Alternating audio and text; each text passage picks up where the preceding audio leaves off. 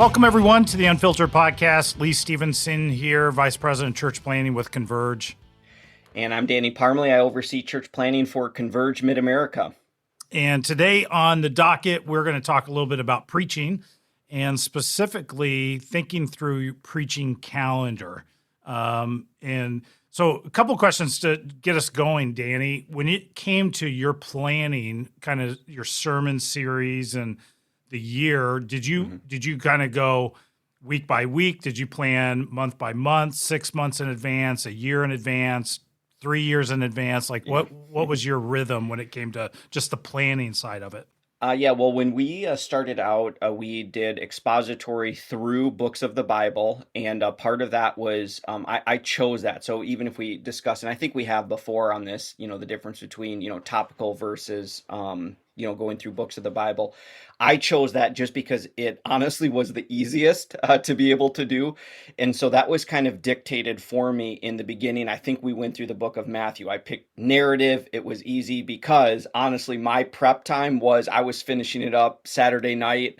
And, then, okay, what am I going to preach on the next day? Well, I did Matthew chapter 1, so now I'm going to do Matthew chapter 2 type of thing. So in that sort of way, now that actually stuck with us as far as doing expository and going through books of the Bible, but we did kind of settle into a rhythm. And then the more that we grew and the more that we added other preachers and teachers to kind of the team, that rhythm solidified. And so for that, we would start a new book of the Bible in September based on when the schools started back up, and we did it basically through the school calendar. So then if it was like we were going to do Ephesians, that started, Labor Day weekend, September, did a big bash because it was connected to our small groups. And then we would end that in June when school was out. So that set the rhythm for us.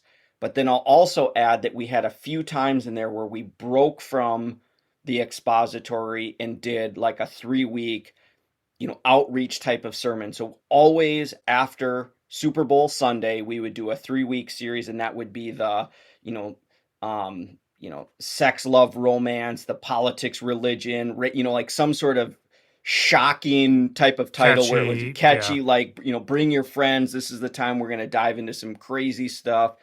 And that just became a great rhythm for us. And then the summers would kind of rotate some different types of things. So maybe it was going through our mission and values. Maybe it was picking a smaller book of the Bible, or maybe doing some kind of mini series type of thing. So for us, that's how we did it. It created more prep, and the larger that we got and the more that it was tied to our small groups, we had to do lots of planning in the summer in order to say, okay, here's how the passages are going to be broken apart. Here's who's going to be, we think, preaching on each one, and kind of the planning that way. And then here's when we're going to do that special series, or, hey, this year we're going to do an Advent. So we're going to put, 5 weeks in here that's going to be, based on the Advent calendar. Okay. So you would plan summertime. Yeah. And would it be during the summertime that you would actually plan out based on the school calendar?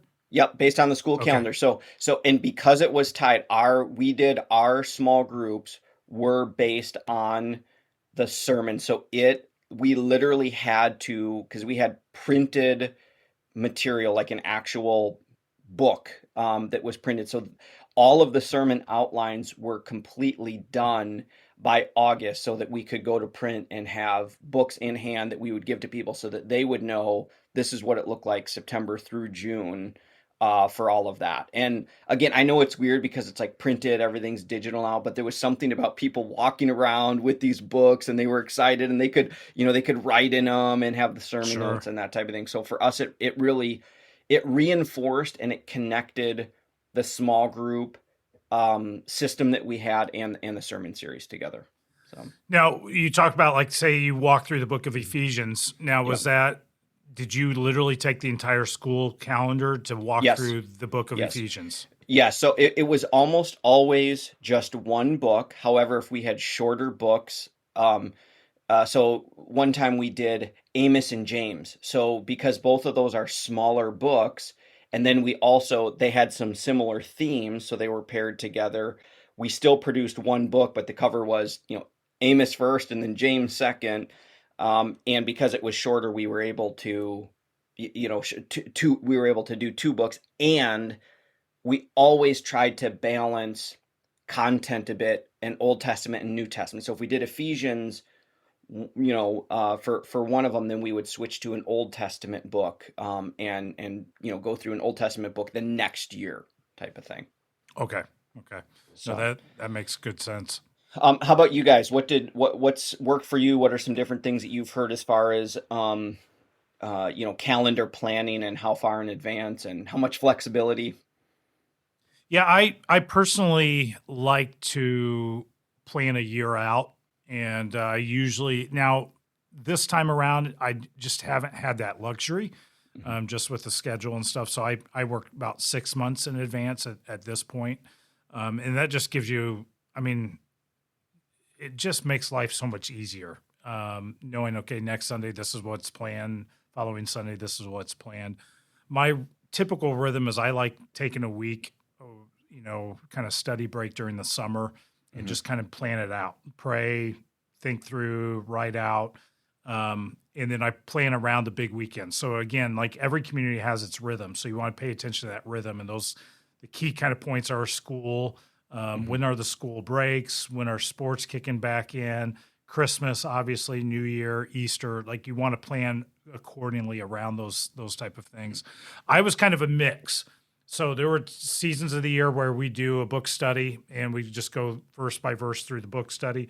And then there were other times that it was like, Wait, so you actually preach the Bible at your church? This is I new do. information. I know, Okay, cool. I know. Yeah. So I don't care what people say. We still talk about the Bible. And then I kind of interchange moments of kind of more of a topical series. I still preach through it from an expository standpoint, but we'll introduce, hey, we're going to do a generosity series for 3 or 4 weeks during the month of November, that type of thing. Yeah. Can you tell me a little bit more about the week kind of study break and how detailed when you come out? So let's say you go to your cabin. This is how I imagine it. You go to your cabin and what do you end up with on the other side? Is it large categories like, hey, I'm going to do 4 weeks on giving and 6 weeks on serving, or do you get down to the name of this one is tough love and it's all about speaking the truth in love, and you even come up, or do you set just general categories and then as you bring a creative team in? Or talk to me a little bit. What's the outcome? I'm a little bit more detailed in kind of the outcome. So I will typically try to create at least a title. It may not be what we actually use, but I'll create a series title that kind of gives direction to where the series is going to go. And the creative team will come in and help kind of, okay, no, that's perfect. Like, I love that title, or no, that's too negative. We need a more positive feel, that kind of thing. Yeah. And then I'll try to break it out. So, okay, is this going to be 4 weeks? Is it going to be 8 weeks? That type of thing. And then I actually will come up with a key passage for each week of kind of, hey, I think this is where we need to go. Now it may change last minute, but it still gives clarity. And then I'll kind of write maybe a 1-sentence idea of what do I want to see accomplished in that week. And then I put it all on the calendar for the team to be able to begin to look at. And then we look at 8 weeks out, kind of firming things up. 6 weeks, it's locked and loaded, so that the worship team and anybody else can, if there's a special element that we want to include, it gives us time to figure that out, plan. If we need a testimony to get recorded, we have the time to get that taken care of, edited, be used, during that service or that series. And then we kind of code it. So we have what we call A series, B series, C series. A level series are all in, like key leaders, staff, like you cannot take a vacation. You've got to be there. We're probably going to do some type of external marketing campaign, but it's going to be a high push type of experience. And we, at the most, may do 4 of those a year. That's where we're probably the most creative as well. B is internal marketing only. We may encourage our people, hey, invite but we're not marketing Facebook or Google Right. ads and things of that sort. C-level series, like that's when people take your vacations. That's when you invite me to come and preach. That's when I invite Danny to come preach. That's when I plan my surgeries, Yes. that kind of thing. I was wondering what that code was. Like, hey, Danny, will you preach on this weekend? C. So, You thought you just had to show up and be average, right? Yeah. But that kind of coding that really gives clarity, I think, to the entire team as to what's the expectation is as they kind of move forward. That's great. How much flexibility, I guess, theoretically do you have, but then also when it works as well? Because I'm assuming you're saying, hey, yeah, we're flexible. If there's some sort of national crisis, or I'm just feeling like, hey, we need to do one on marriage or something like that because of all of a sudden, you've got all these couples in your office, counselors like, man, we need to hit this. But in practicality, how would you say you track as far as this is what we planned? It's usually spot on, or there's usually a time where we flip flop a couple different things.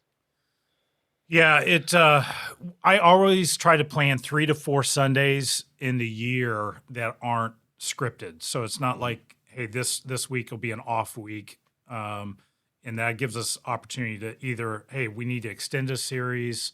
That gives us the freedom to be able to do that. Or we need to have a one-off special conversation. We have the freedom to kind of move the series around in order to take whatever we need there. The other thing that honestly gives us a level of freedom is baptism Sundays are not connected necessarily to the series. So we'll maybe preach a specific series leading up to baptism to kind of, encourage people like what it means to step out in faith, live a life that's Christ-like, that kind of thing.